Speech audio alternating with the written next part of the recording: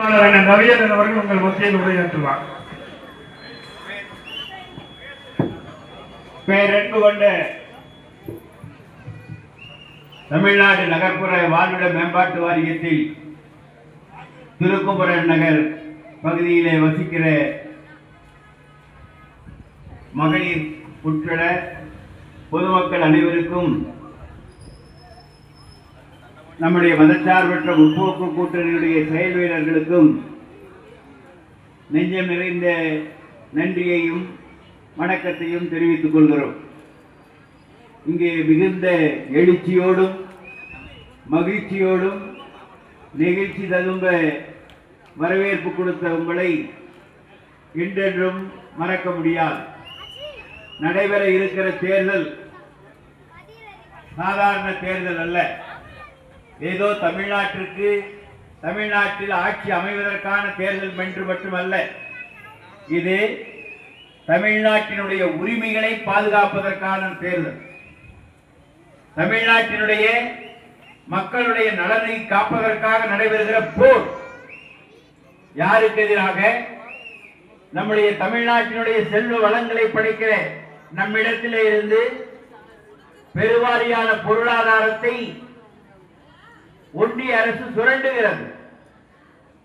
நாம் உழைத்து சம்பாதிக்கிற பணத்தில் வருகிற பணத்தில் பெரும் பகுதியை ஜிஎஸ்டி வரி என இன்னபிற வரிகள் மூலம் ஒன்றிய அரசு கோடி கோடியாக நம்மிடத்திலே இருந்து வசூலிக்கிறது. ஆனால் அந்த தொகையில் நமக்கு சேர வேண்டிய தொகை பங்கில் 10% தான் தருகிறார். 90% ஏமாற்றுகிறது ஒன்றிய அரசு. நம்மிடத்திலிருந்து பெறுகிற அந்த பணத்தை பிஜேபி ஆளுகிற உத்தரப்பிரதேசத்துக்கு வழங்கிக் கொண்டிருக்கிறது, மத்திய பிரதேசத்துக்கு வழங்கிக் கொண்டிருக்கிறது, ராஜஸ்தானுக்கு வழங்கிக் கொண்டிருக்கிறது, பீகாருக்கு வழங்கிக் கொண்டிருக்கிறது. ஆனால் நம்முடைய மக்களை வஞ்சிக்கிறது. அப்படி வஞ்சகம் செய்கிற ஒன்றிய பிஜேபியை இந்த தேர்தலில் நாம் தோற்கடிக்க வேண்டும். அதற்கு பாடம் புகட்ட வேண்டும், வீழ்த்த வேண்டும். அதோடு நம்முடைய தமிழ்நாட்டு மக்களை நயவஞ்சகமாக ஏமாற்றிக் கொண்டிருக்கிற அனைத்து இந்திய அண்ணா திராவிட முன்னேற்ற கழகத்தை தோற்கடிக்க வேண்டும். இதுதான் மிக பிரதானமானது. ஆகவேதான் நடைபெறுகிற தேர்தல் என்பது தமிழ்நாட்டினுடைய உரிமைகளை பாதுகாப்பதற்கான தேர்தல்.